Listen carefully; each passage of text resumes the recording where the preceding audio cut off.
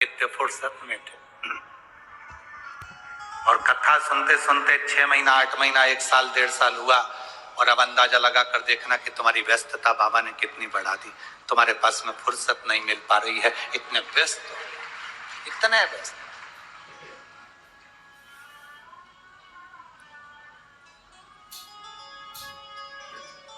महाराज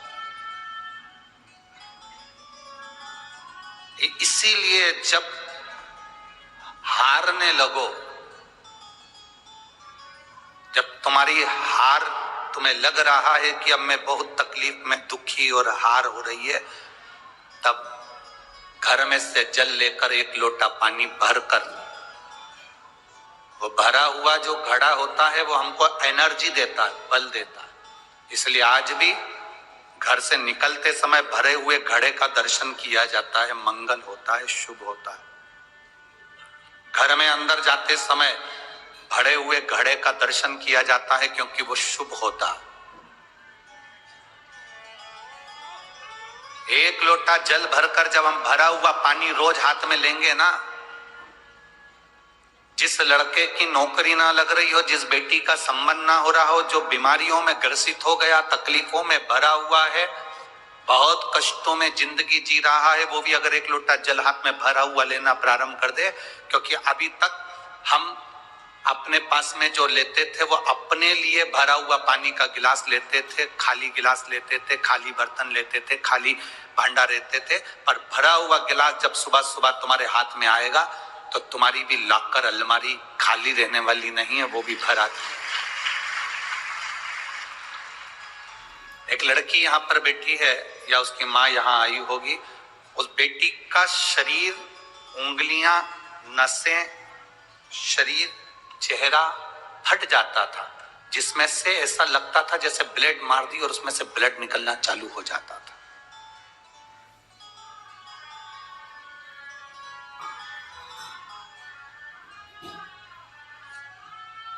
कहा है ये बैठी है, यही लड़की है, इसने पत्र लिखा है। इसके पूरे शरीर से ब्लड निकलता था, इसके चेहरा, हाथ, पांव, सिर, फोटो है आपके पास में?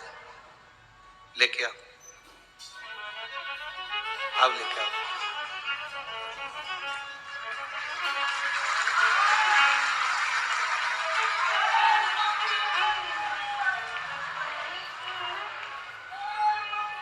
इसके शरीर का इलाज, इस बीमारी का इलाज पूरे भारत में ऐसा कोई हॉस्पिटल नहीं जिसमें नहीं कराया इस लड़की ने।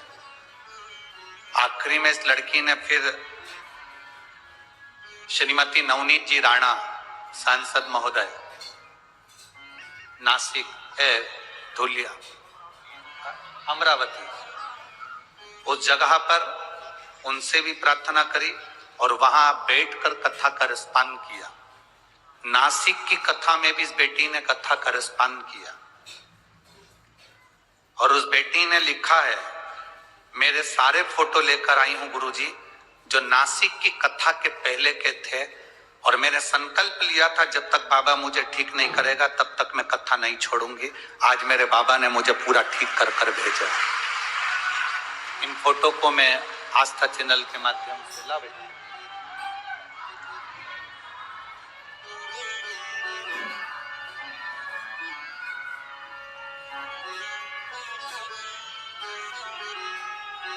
इधर लाओ।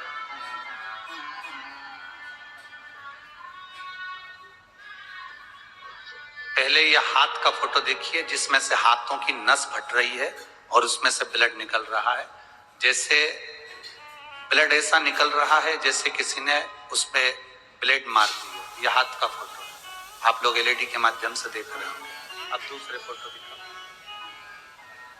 ये दूसरे, अभी भी इसके हाथ में जो निशान पड़े हुए हैं नसों के, ये ऐसी नसें फटती हैं जो उसने फोटो में दिखाया है। अब पैरों के, ये पांव के फोटो हैं, ये पैर के फोटो, ये इसके पैर के फोटो हैं जिसमें से ब्लड निकलते निकलते छाले निकलने लगते थे और पूरा शरीर बेकार हो जाता था। चल नहीं पाती थी, 4-4 दिन बैठे बैठे सोया करती थी, जगह से उठ नहीं पाती थी, 4-4 दिन। इसको माइक दो जरा बच्ची को, ये माइक दो।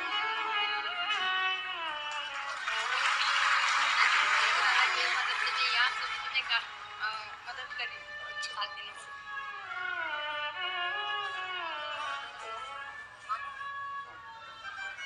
मैं 4 दिन बैठे बैठे सोया करती थी, रात रात तक मैंने बैठकर सोई हूँ। मुझे बैठना नहीं आता था, मैं घूम नहीं सकती थी, मेरी मुंडी नहीं हिला सकती थी। क्यों? क्योंकि अगर मैं हिलाती तो सर में से मेरे खून बहने लगता था। और जब भी मैंने डॉक्टर को दिखाया, डॉक्टर्स ने बोला आप मनोसाइकोलॉजिकल केस हो। बाबा की कृपा का ये बहुत आप बड़ा, अपने हाथों से करते हो, ऐसा डॉक्टर बोलते थे मुझे। पर कृपा शिव की है बेटी, बाबा ने आपको ठीक करा। ये बाबा का बहुत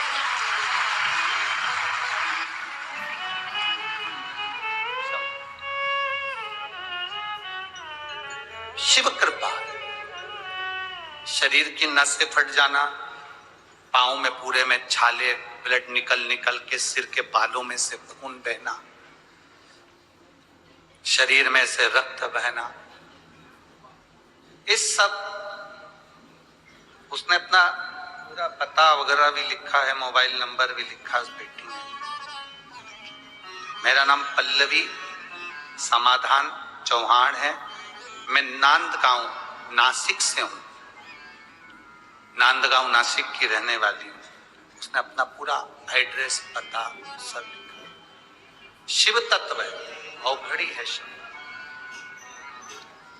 आप विश्वास लेकर एक भरोसे के साथ अगर शिव जी पर एक बेलपत्र समर्पित कर रहे हो, एक लोटा जल जब आप देव अधिदेव महादेव को चढ़ा रहे हो, उसका आचमन कर रहे हो, तो मेरा बाबा हाथ छोड़ता नहीं है, फिर पकड़ कर ही रखता है, पकड़ कर ही रखता।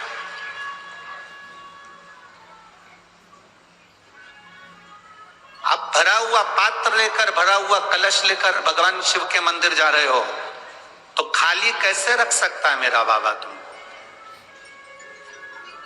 सारी समस्या का हल एक लोटा जल। आपको खाली कैसे रख सकता है? आप जब शिव के दरवाजे पर जा रहे हैं, भगवान शंकर के द्वार पर जा रहे हैं, आप शिव महापुराण की कथा में बैठकर कथा का रसपान श्रवण कर रहे हैं, उसकी चौखट तक आप 2 कदम 4 कदम 10 कदम चलकर गए हो, तो वो भी तो तुम्हारे दरवाजे पर कैलाश को छोड़कर तुम्हारे द्वार पर चलकर जाएगा ही। एक विश्वास जागृत, अपने भीतर का भरोसा जागृत कर। उस बेटी ने लिखा, मुझे कथा पर इतना विश्वास था कि अब मैं कथा में ही मेरा शरीर ठीक होगा, ये बाबा पर मुझे भरोसा था। और नासिक से कथा सुन रही हूं, आज मेरा बाबा ने मुझको ठीक करा। आज प्रणाम कर कर मैं अपने घर बाबा को नमन कर प्रणाम कर कर जाऊं। हर कथा में कथा सुनने के लिए 1 दिन आई, 2 दिन आई, कहीं 3 दिन आई, पर कथा का रस तत्व मैंने श्रवण किया। पंडाल में आने पर, पंडाल में बैठकर कथा श्रवण करने पर क्या मिलता है, क्या देता है मेरा भोले भंडारी। हम तो आज चले जाएंगे यहाँ से, हरि विठ्ठल का नाम लेकर पंजाब बठिंडा के लिए निकलेंगे, पर आप लोगों ने जो दान करा, भोजन भंडारा करा, पुण्य करा, यजमान बने, कथा सुनी, भगवत स्मरण करा, कथा का रसपान करा, वो क्या देगा ये उसके ऊपर निर्भर करता है कि वो तुम्हें कितना दे और कितना प्रदान करे। अच्छा दो, अच्छा मिलेगा। राजा पृथु ने ईद दी, वो उसको जो लीद थी वो दे दी, घोड़े की लीद उसने प्रदान कर, उसको घोड़े की लीद मिली। अब ये कोई उपाय हो सकता है?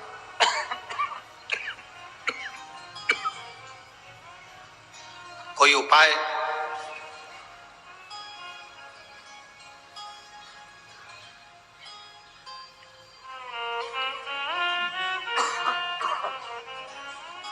ऐसा कोई उपाय जिससे एक घोड़े की लीद मुझे खाना ना पड़े। राजा पृथु पूछ रहे हैं संत से कि ये घोड़े की लीद मुझे ना खाना पड़े, इसका कोई उपाय है?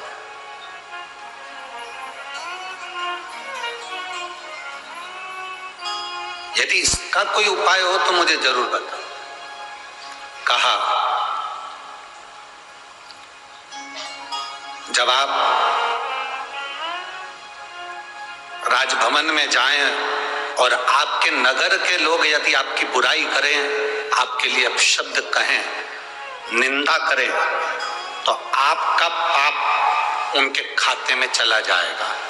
आप लीद नहीं खाओगे, वो घोड़े की लीद उनके हिस्से में चली जाएगी जो आपकी निंदा करते हो।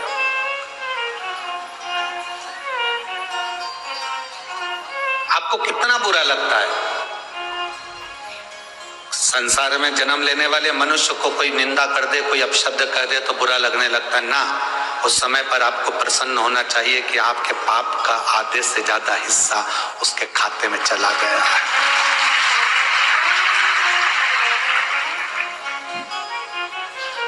आपको यह प्रसन्नता होना चाहिए कि आपका आधे से ज्यादा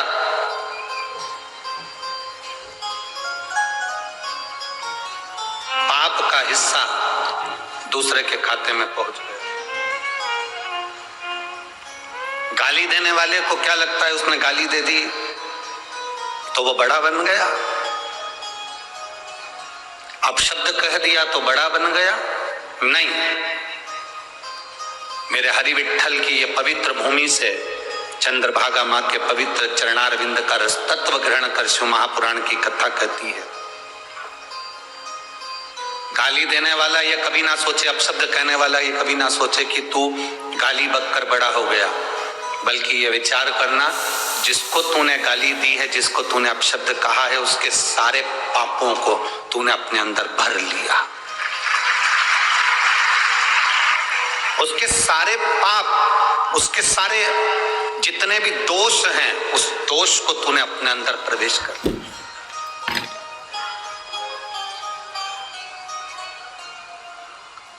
प्रेम की जो वाणी है, अच्छी जो वाणी है, वो जीवन का एक सुख देने वाली है।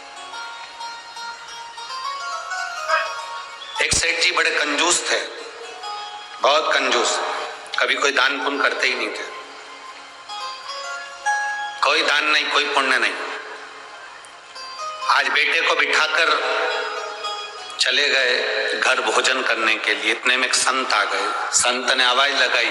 वो संत का नियम था, सबके दरवाजे से एक एक चीज लेते थे, कहीं से आटा लेते थे तो कहीं से चावल लेते थे, कहीं से सब्जी लेते थे तो कहीं से कुछ ले लेते।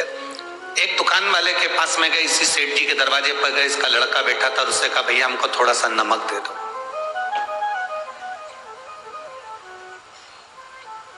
हमको थोड़ा सा नमक दे दो। लड़के ने डब्बा खोला, नमक निकाल कर दे दिया। सेठ जी के यहाँ का नमक लेकर चले गया। संत शंकर जी का भक्त था, शिव का उपासक था, शिव के बिना एक मिनट नहीं रहता था। शंकर को भोजन कराए बगैर भोजन नहीं करता था, शिव जी को जल चढ़ाए बगैर जल नहीं पीता। संत गए, भोजन बनाया और भोजन बनाने के बाद भगवान को भोग लगा दिया, महादेव जी को। साहूकार गया अपनी दुकान पर और बेटे से पूछा क्यों बेटा, क्या क्या बेचा? बेटे ने कहा मैंने ये बेचा, ये बेचा। और एक संत आए थे, नमक मांग रहे थे, यहीं नदी के तट पर रहते हैं, यहीं नदी के तट पर रहते हैं। अरे वो तो रोज का काम है उसका, तो मांगना, रोज का काम है उसको मांगना। अपने गांव का ही तो संत है, हाँ रोज मांगने आता है। वो तो थोड़ा थोड़ा सामान, आज क्या मांग के ले गया? नमक मांग के ले गया, दे दिया। हाउ, कौन से डब्बे में से दिया? इस डब्बे में से दिया। जैसे ही कहा इस डब्बे में से दिया, साहूकार की आंख में जल भर गया। वो डब्बे में नमक नहीं था, उसमें जहर था। जहर, बेटा तूने गलती कर दी। साहूकार तोड़ा संत के दरवाजे पर, संत ने तो भोजन बनाकर महादेव को भोग लगा दिया था। महादेव को भोग लगाकर संत भोजन की थाली लेकर पहला रोटी का टुकड़ा तोड़ा ही था, इतने में साहूकार पहुंच गया। बाबा जी, हाथ जोड़कर निवेदन है, आप इसको मत पाओ, ये भोजन में जहर है। मेरे लड़के से गलती हो गई, नमक की जगह जहर उसने दे दिया। उसको मालूम नहीं था, पहली बार दुकान पर बैठा था, पहली बार दुकान पर बैठा था, उससे गलती हो गई। बाबा क्षमा कर दो। नहीं, मेरे महादेव को मैंने भोग लगाया है, अब तो मैं इसको खाऊंगा। जब मेरा महादेव खा गया तो मैं कैसे रह सकता हूं। रोटी का टुकड़ा तोड़कर सब्जी के साथ उस संत ने खाया। साहूकार को लगा अगर मर गया तो मेरे माथे आएगा, मैं यहीं बैठ जाता हूं। अगर इसके थोड़ा भी इसको घबराहट होगी, चक्कर आएंगे, नीचे गिरेगा, तो मैं इसको उठाकर वैद्य जी के पास ले जाऊंगा, डॉक्टर के पास ले जाऊंगा। संत बैठ गया, संत ने भोजन करा, विश्राम करा, साहूकार वहीं बैठा रहा। पूरी रात साहूकार जागता रहा, संत सोते रहे।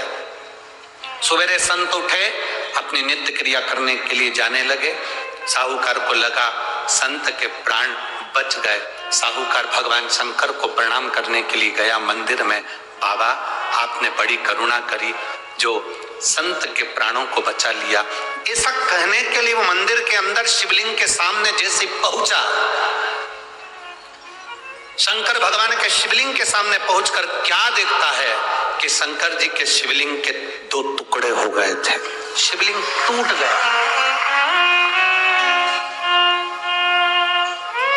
गले में डाला हुआ रुद्राक्ष, घर के मंदिर में रखी हुई शिवलिंग, कुबेरेश्वर धाम से लाया गया कंकर,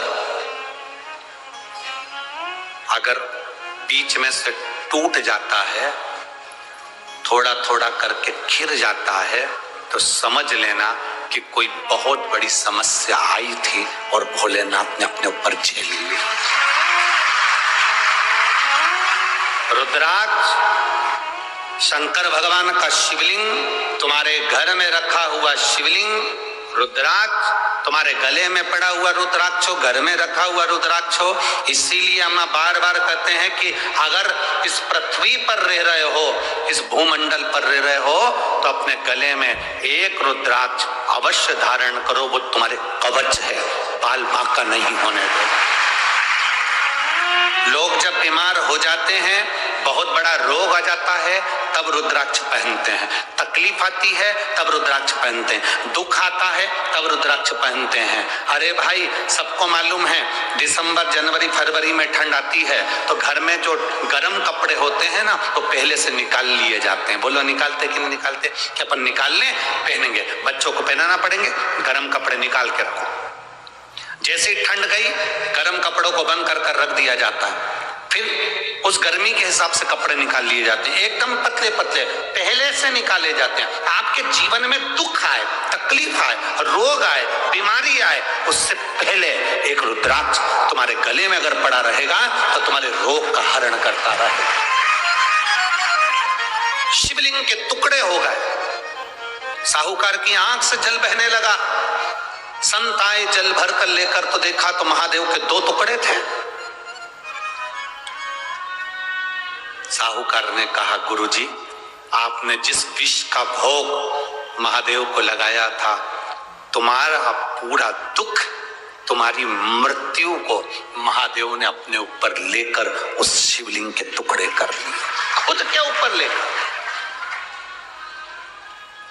घर में रखा शिवलिंग, गले में पड़ा रुद्राक्ष, घर में रखा रुद्राक्ष, या कुबेरेश्वर धाम से लाया हुआ एक छोटा सा कंकर टूट रहा है, फूट रहा है, थोड़ा थोड़ा करके झड़ रहा है, धीरे धीरे कर कर वो खंडित हो गया है। समझ लेना तुम्हारे घर में कोई विपदा थी जिसको मेरा महादेव धीरे धीरे कर कर काट रहा है और वो आपको स्वस्थ बना रहा है।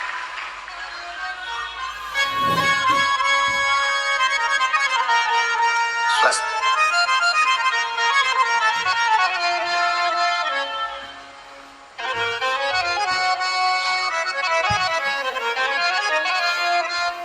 सीहोर का जो रुद्राक्ष होता है, लोग हमसे कहते हैं उसमें ऐसा क्या है?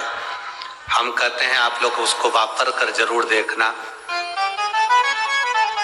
पैसे से खरीदा हुआ नहीं, सीहोर के कुबेरेश्वर धाम पर जाकर हाथ में मांग कर उसके दरवाजे से कंकर संकर पूछ कर एक रुद्राक्ष जो तुम लेकर आते हो। कई लोग ऐसे मिलेंगे सीहोर के नाम से रुद्राक्ष बेचेंगे, सीहोर का रुद्राक्ष बेचेंगे, सीहोर का रुद्राक्ष ले लो 200 का, 500 का, 1000 का। आप सीहोर भी आएंगे तो बहुत सारे ऐसे नकली मिल जाएंगे जो तुमको अपने घर से ही करेंगे हमारे पास तो सीहोर के वहीं कुबेरेश्वर धाम का रखा, हम तो खुद सीहोर में रहते, महाराज के यहीं से लेके आए, लो ले लो।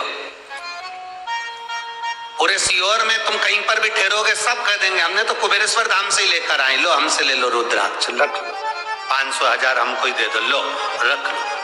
और कुबेरेश्वर धाम का रुद्राक्ष ना तो कहीं ले जाया जाता है ना कहीं भेजा जाता है, उसका कोई शुल्क नहीं है, वो निशुल्क है। जब आप लेकर जाते हो दुनिया के सारे रुद्राक्ष को रोज पानी में गलाना, बदबू मारने लगेगा, बीच में से टूट जाएगा। कुबेरेश्वर धाम का रुद्राक्ष जितना जितना पानी में तांबे के कलश में रोज गलता है उतनी उतनी उसमें सुगंध आने लगती है, और जो चढ़ा हुआ पानी पियोगे उसमें एक अलग सी गंध आने लगेगी, उसमें एक आनंद आने, उसका बल है। रुद्राक्ष महाउत्सव लोग कहते हैं ये रुद्राक्ष उत्सव है, हम कहते रुद्राक्ष उत्सव नहीं, ये मेरे बाबा के रुद्राक्ष का जो पूजन होता है, वहां अभिषेक होता है, अनुष्ठान होता है, उसका फल उसके अनुकूल रहता है। इसलिए सीहोर के रुद्राक्ष को कहीं सिद्ध नहीं करना पड़ता, बस मां के लेके आए पहन लो, क्योंकि वो रुद्राक्ष उत्सव में आप रूप सिद्ध है, आप शिवलिंग के टुकड़े हो गए, शिवलिंग टूट गया। साहूकार की आंखों में जल था, संत की आंखों में जल था, मेरे बाबा ने मेरा पूरा दुख अपने ऊपर झेला।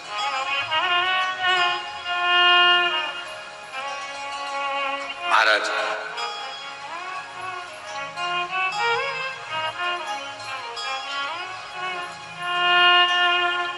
इसलिए आप लोगों से बारंबार कहते हैं कभी मौका मिले तो दर्शन करो, भजन करो।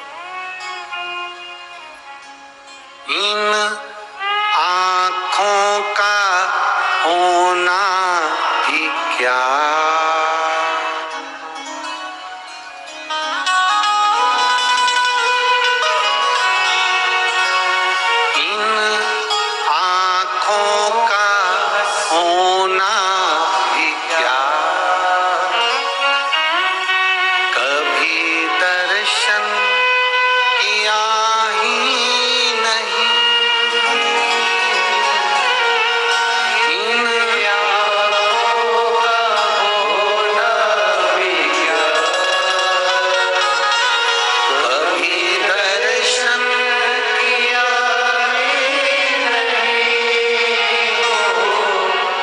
दर्शन कर ले घड़ी दो घड़ी, कथा सुन ले घड़ी दो घड़ी, जिंदगी की ना टूटे लड़ी, कथा सुन ले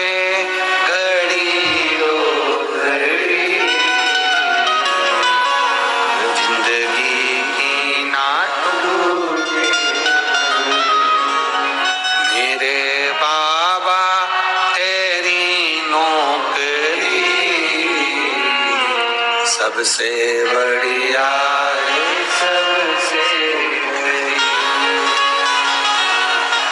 मेरे बाबा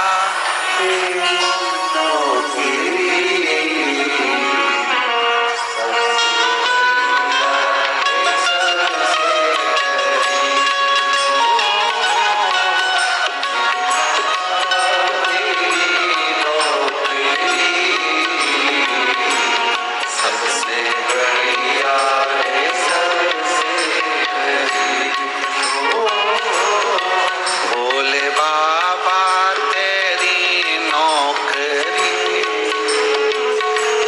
सबसे बढ़िया है, सबसे हरी।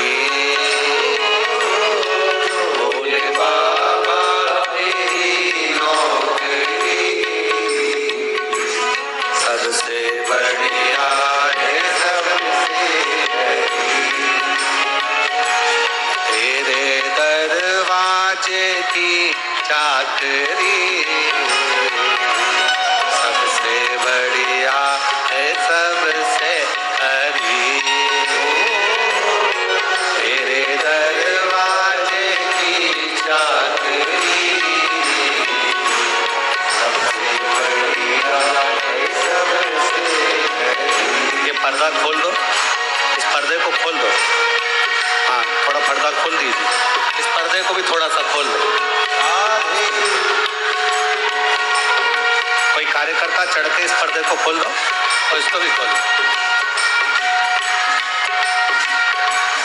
दिल से, भाव से, आनंद से।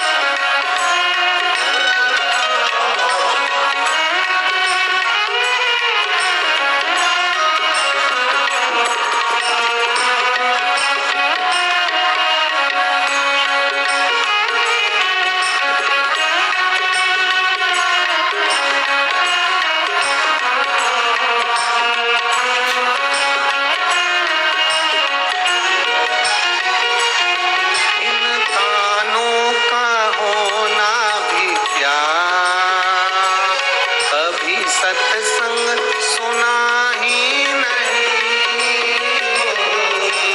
कानों का होना भी क्या, कभी सत्संग सुना ही नहीं। इन कानों का होना भी क्या, कभी सत्संग सुना ही नहीं।